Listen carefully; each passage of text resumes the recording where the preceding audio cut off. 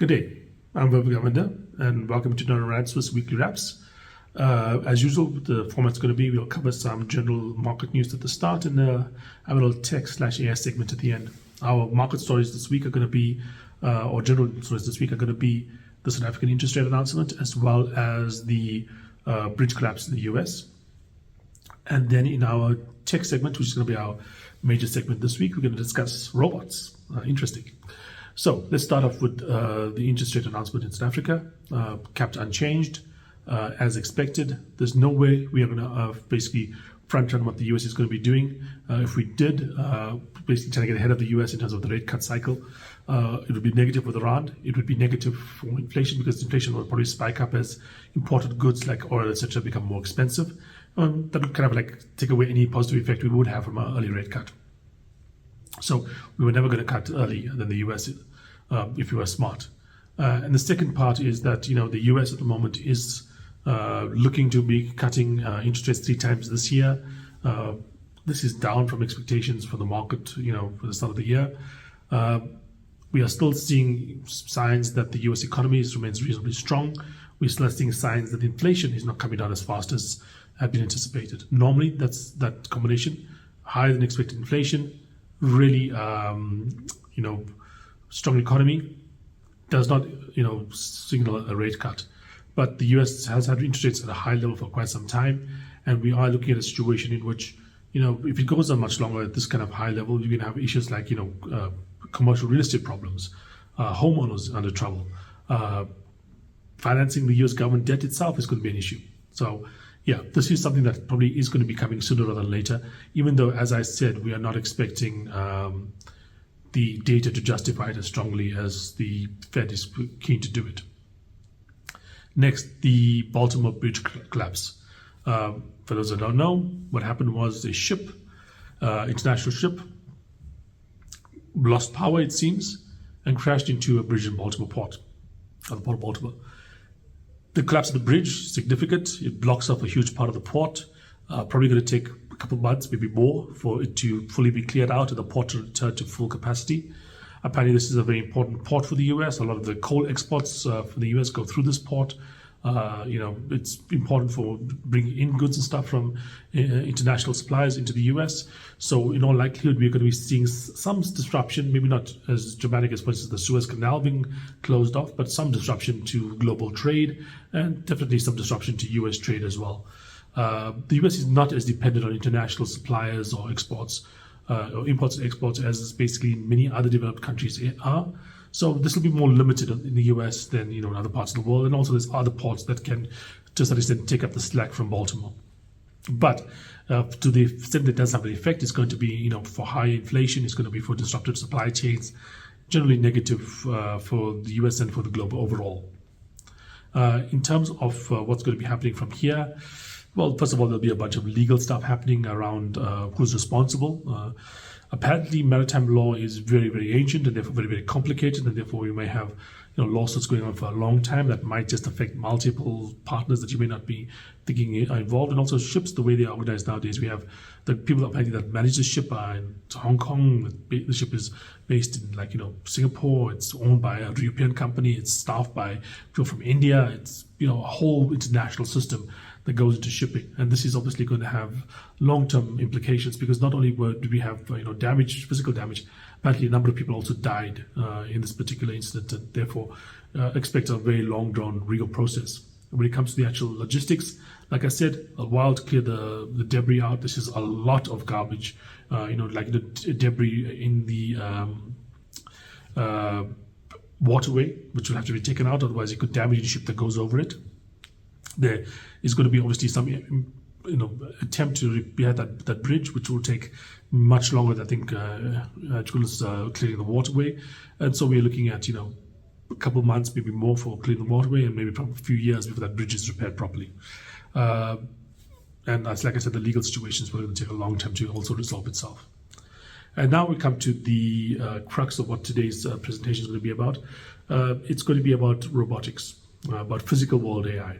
Now, we've discussed AI a number of times here, and you know how it works. The model we have is data into computing gives us a model that does stuff in the real world. That is just how AI works, basically. When it comes to physical AI, the problem has been that the data has not been there. You want to make a large language model, the internet is full of words. Put those words in there, and then you have an output that can use words. The internet is full of pictures and images. Put those images in there, and you have a generative image generating AI. When it comes to physical world AI, there's a couple issues. Firstly, not all bodies are the same. A car's body versus a robot's body, even two different kinds of cars, are going to have different inputs for those vehicles. They could have different dynamic dimensions for the vehicles. So if you basically put the input for a small vehicle into it will say AI system and get an output, and you use that AI system to run a larger vehicle, might be a problem because that larger vehicle is not going to behave in the same way as a smaller vehicle behaved. It's going to have different tolerances in terms of where it can go and where it can't go. It's going to have different positions in terms of the cameras, etc., that are going to be inputting this data, and this could make a problem for your physical world AI. Number one. Number two is that you may get a picture wrong, and so maybe you do like what Gemini did and get black founding fathers of the US or Chinese Nazis or something like that there. It causes a PR nightmare, but it's just too dramatic. You have an hallucination like that for a physical vehicle, something that's traveling at maybe 150 km per hour, 120 km per hour, weighing a ton. The consequences of that kind of hallucination could be significantly worse than hurt feelings or embarrassment. There could be lives lost. So physical AI has taken a lot longer to develop than generative LLMs and image generating AI systems. But over the last week or so, we've gotten a number of different things from physical AI sources. Firstly, there's the thing called the Figure robot, which is in partnership with OpenAI, and there's a video of that robot performing certain tasks. Then there's the announcement of Groot from NVIDIA, also physical robot AI. We all know about Tesla and Optimus, which is their robot AI. But beyond just the robots, Tesla is also working on full self-driving vehicles. And apparently they've come out with a dramatic improvement in their vehicle technology or the self-driving technology to an extent that Elon Musk has come out and pretty much mandated that anyone buying a Tesla right now must be given a demonstration of the facilities of full self-driving by the salesperson or by the employee giving delivery. Think about it. If you basically are forcing every new car that's been delivered to have a demo of this particular feature, I'm willing to guess that feature is pretty good. You're trying to make sure that as many people as possible see it. You're pretty confident that that feature looks great, okay? And that is happening from Tesla. We have also had news about Amazon. Amazon has a lot of robotic, operating at the moment, tools, robotic machines operating at the moment inside their warehouses, especially, but could be expanding out. There is, of course, some talk about things like Boston Dynamics, which have had the advantage when it comes to the actual performance of robots, what the robots can do, if not the programming behind the robots, which is what I think is coming more into play right now. Now, that is the kind of scene set. So, why is this important? Well, we've had LLMs and robotic image generation for a while. I say about a year or so, of a really high quality. We are starting to get really high quality video, generation as well. How has that changed the world? Well, there's some people in call centers that are being fired or let go or whatever. There are some graphic designers in China and so on that are not finding as much work as they had in the past. People involved in, for instance, narrating videos and movies and that kind of stuff. There's evidence that that's going away as well, with the AI replacing that. Video AI isn't as far developed at the moment, but apparently Tyler Perry, the guy that does the Madea movies and so on, he's come out and basically cancelled a large studio that he was building, $800 million studio. Which is things like the AI will be able to replace the need for all of the real world effects that he was trying to create. So there is some effect, but the global economy hasn't really changed its structure as dramatically as you would have thought if there's a true revolution in economics. Now imagine, for those that went and watched the Figure video, we have these figure robots out there. Well, what this robot can do, obviously it's the start of this thing, and we can't say it won't have hallucinations, this is not the best video out of many failed attempts, but look at what it could do. This thing could identify dishes and pack them away to garbage, could hand a person an apple. Can you imagine that robot on an assembly line, in a warehouse, in a shop, on a construction site? You can hand an apple, you can pick an apple, maybe on a farm, okay? Can you see the impact it's going to have globally, okay? Imagine just the construction sector, okay? If you have a robot that can build a house, probably most of the cost of a house is actually the labor that goes into it, okay? A robot that can build furniture. You want a chair, you want something here, and there's a machine that does it for you, cooks your food. Those are things that really will change how your life is lived in the real near term. Then you apply that to other things: manufacturing, construction, household, healthcare, farming. You can see how many different sectors of the economy can be affected. And now, the next thing you have to understand is that these robots are going to be cheap. Understand that a robot is more complicated in the individual parts that you have in there than a car is, no doubt. But a car is orders of magnitude more powerful, heavier, larger than the general robots we're talking about here. A cheap car can take a couple of human beings plus the car plus maybe another 100 kgs of things, of stuff. We're talking maybe 100, 150 kgs, easily 200 kgs. A cheap car can take 200 kgs and transport it at a speed in excess of 100 kilometers an hour. Okay, not to mention how much power it takes to transport the vehicle itself, which probably weighs hundreds of kgs itself. That's a lot of power. None of the robots we're talking about will need anywhere near that amount of power. Okay, you don't want something that powerful. Something that can transport hundreds of kilograms for over 100 km per hour in a house is incredibly dangerous. You don't want it to be as powerful as that. By definition, these household robots, even robots working in construction sites and working in like factories and so on, are going to be weaker in general than the weakest cars. The strongest of these robots are going to be weaker than the weakest cars. Maybe in the construction site you might have some robots a bit stronger than that, but generally, these humanoid robots are going to be weaker than the weakest car. Therefore, by definition, they're going to require less materials to build. It may be more complicated to do a couple of these things, but they're going to require less materials to build. They're going to require less copper and etc. to operate them. This means, in all likelihood, we are going to see a drop, a price of these robots at a price that's below the price of the cheapest cars out there. What does a car cost right now? You can find a really cheap car for maybe 100,000 rands. That means the robot that once this thing is mature, maybe costing 50,000, 40,000 rands. Okay, that can do the work of a unskilled laborer, pack dishes, clean your house, wash the car, do the gardening, build the house, operate on a assembly line, that kind of stuff, pick crops in the field. 40, 50, 60,000 rands, around about there. Now, what is the minimum wage in South Africa? It's about 5,000 rands, just under 5,000 rands a month. That means for the 1 year's minimum wage, you can go and get a robot that will work 24/7 virtually for you, excluding charging and maintenance times and so on.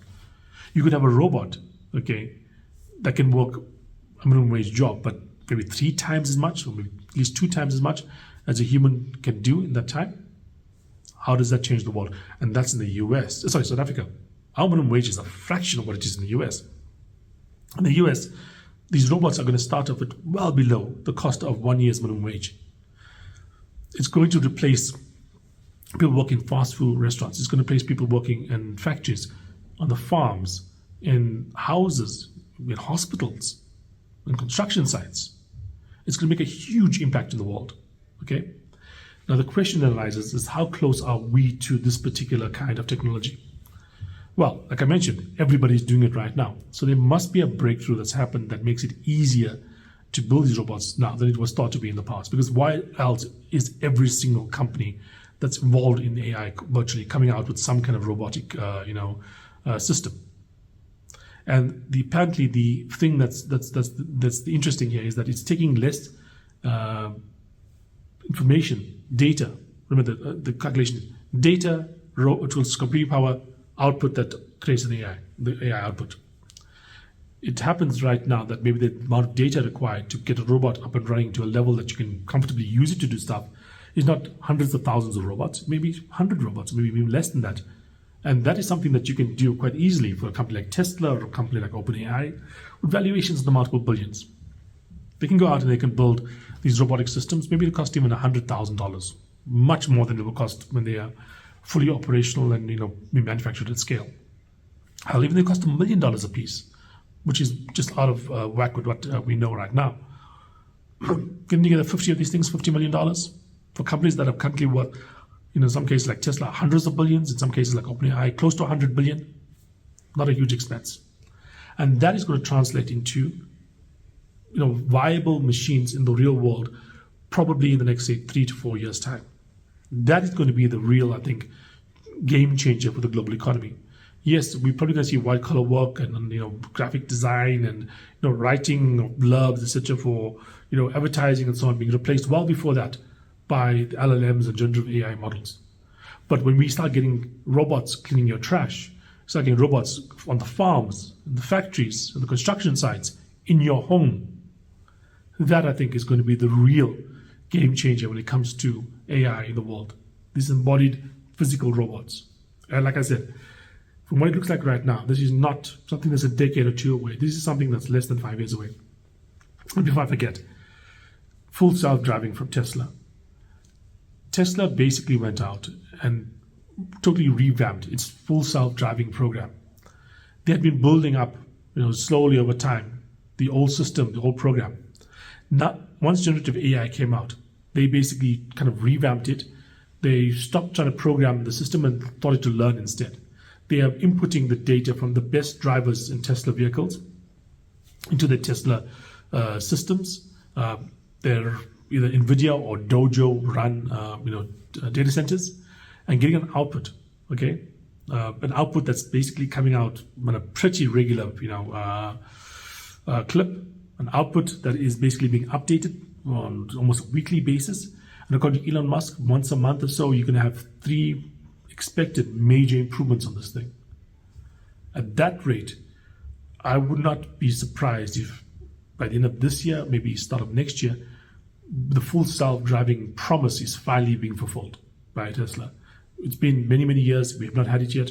But the fact that he's ordering his workers to basically go out and demonstrate full self-driving to new customers, the fact that we are basically starting to see these other robot systems coming to play makes me believe that, at least in terms of full self-driving, we are maybe a year or two away from that occurring.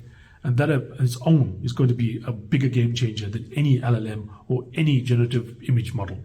Okay, that's it for this week. Thanks for having me, and look forward to speaking to you guys again next week. And enjoy your long weekend. Cheers.